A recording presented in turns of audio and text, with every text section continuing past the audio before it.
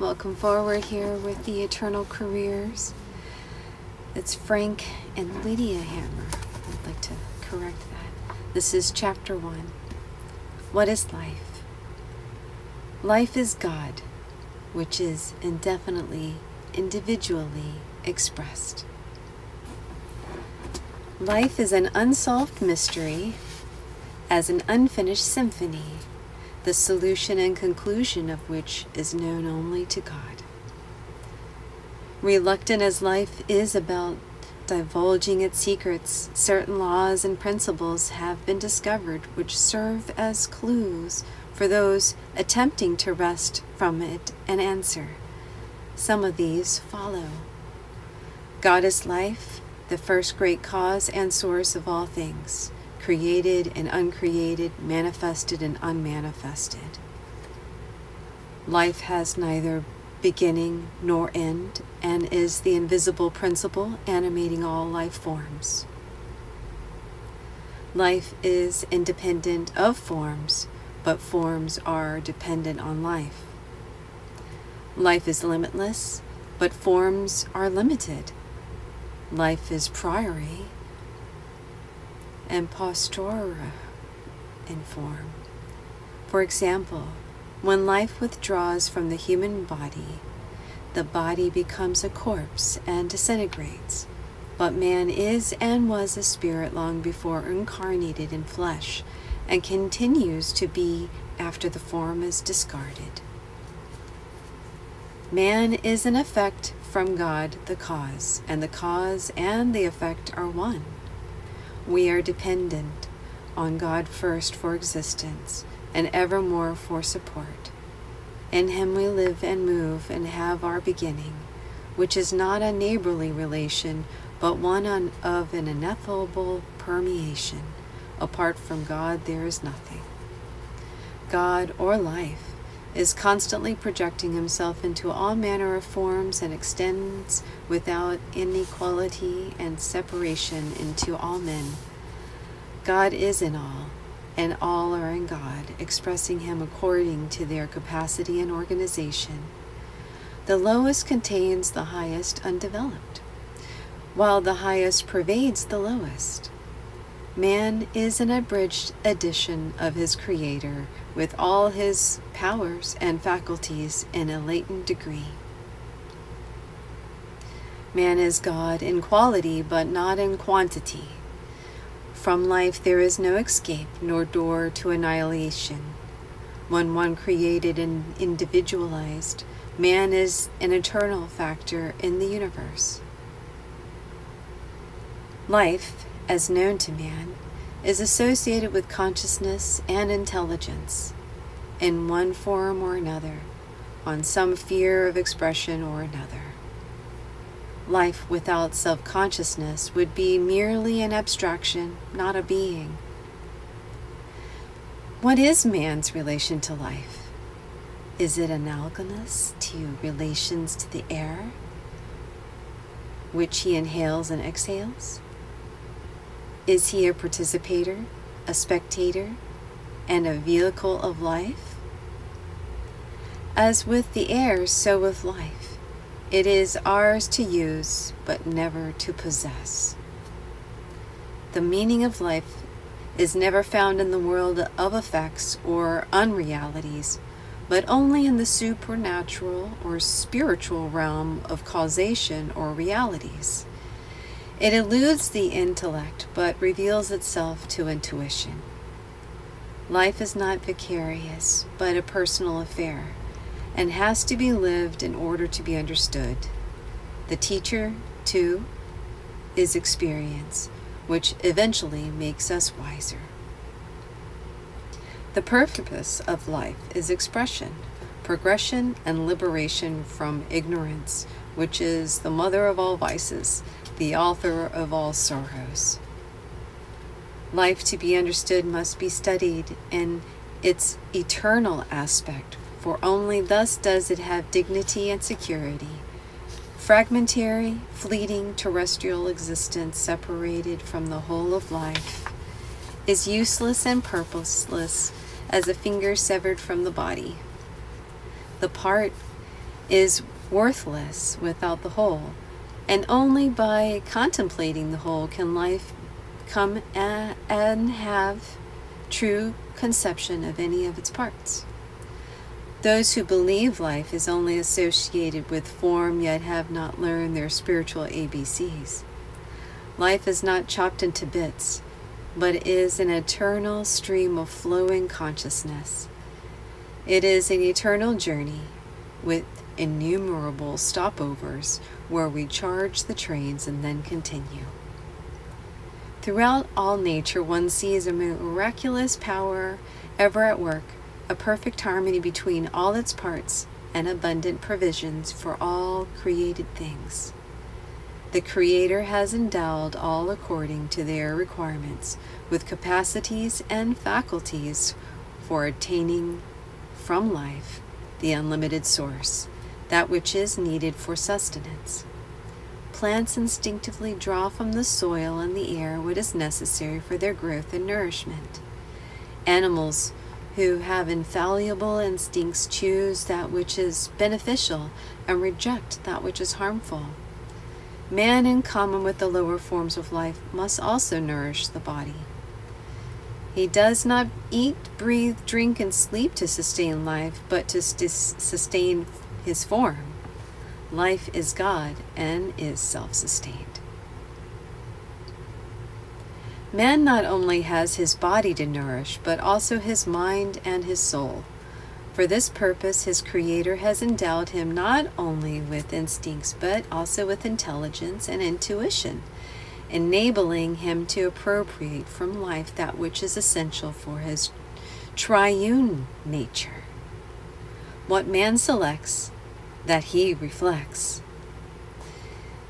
If he ardently craves material things, he will manifest wealth, fame, health, possessions, etc. Consciously or unconsciously, his thoughts are in rapport with the laws governing this plane. One who persistently concentrates on money will not attract spiritual things, nor vice versa. Where your treasure is, there will your heart be also. When the goal or the aim is for intellectual attainments, wisdom, understanding of certain subjects, one's thought or antenna tune in on the material sphere of life. Geniuses of art, literature, science, music, and mathematics express life from the plane of consciousness. When the selective process is spiritual, the life expressed is the nature, or is of that nature. Religious and ethical teachers like Christ, Buddha, and Confucius consciously tapped life's spiritual resources, enriching not only themselves but humanity as well. The great masses of humanity have not yet commenced to live, are hardly aware of their possibilities. They express chiefly on the physical plane and, though ignorance of life's laws, frequently attract the undesirable and destructive. Conscious of only material, they overdevelop into the exclusion of the spiritual, becoming lopsided. They become great in one direction and remain small in all the others. A millionaire is usually regarded as a cretin or a criterion of success. A millionaire is usually regarded as a criterion of success. If his intellectual and spiritual developments were as great as his material, he would be a compositive of Croesus or Socrates or Christ or Colossus. Man's sphere of activity extends far into time and space, into the real, invisible world where his consciousness broadens, enables him to attain life's greatest enjoyment, conscious expression of his higher powers. Man, like God, has the power to create, and thoughts are his tools. Thought to the ancestor of all manifested things, for to think is to create. Man's use of his creative power makes his happiness, health, success, or their opposite. Thought projects itself in like conditions to material things, and all things on this earth are effects of man's thinking. What has man created? Mostly Frankenstein's. War, famine, disease, pestilence, sorrow, suffering, destruction. There is no evil in the world save that which man has created. There is only one God, one power, one life. And man's use or misuse of this force creates his happiness or his misery. Evil is temporary while good is eternal. Good living is easy and simple. Wrong living is difficult and complex, especially when false prophets and foolish methods are followed. Life is ageless, and so is the soul. Life is changeless, and so is the soul. The only change is our attitude towards life, which comes with expansion of consciousness, a larger mental horizon. None of us will have the same ideas 100 years from now.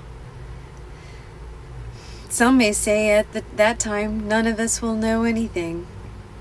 How much will we know depends entirely on our efforts to progress, advance, and utilize our times and talents.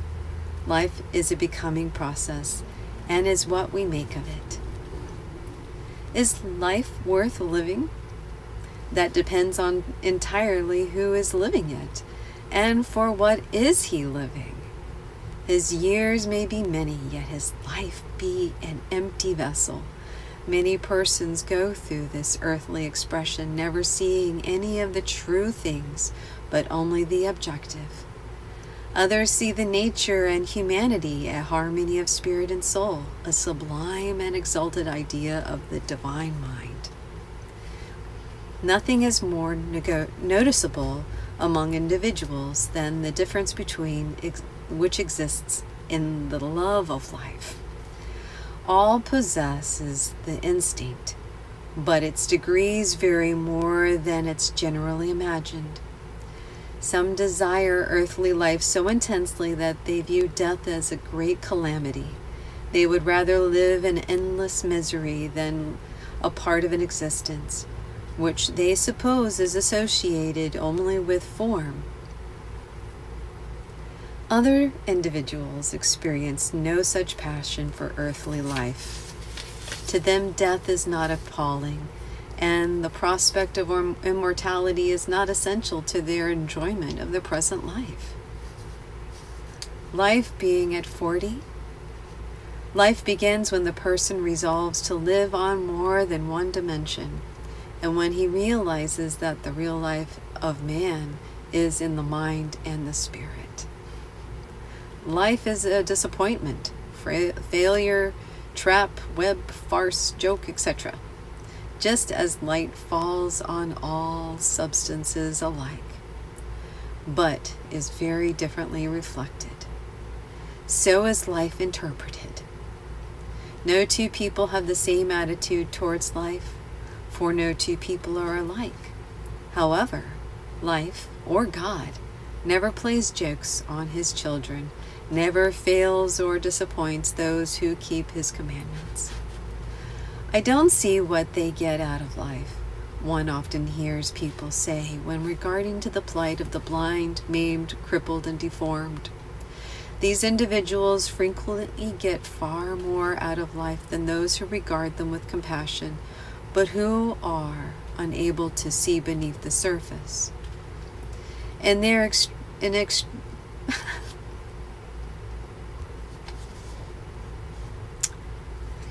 extremity, they have turned to God and drawn deeply from the wellspring of life. Whatever experience turns man to God is not a calamity, but a blessing in disguise. Recently, we saw, standing before a sports shop, a handsome young man with an amputated leg, looking long and longingly at some tennis rackets. But do you suppose he was thinking about? How do you think he should answer that question? What is life? Why do some people get so much out of life while others get so little? One gets exactly as much out of life as he puts into it. One might as well try to draw money from a bank without first making a deposit as to expect life to pay dividends without first making an investment.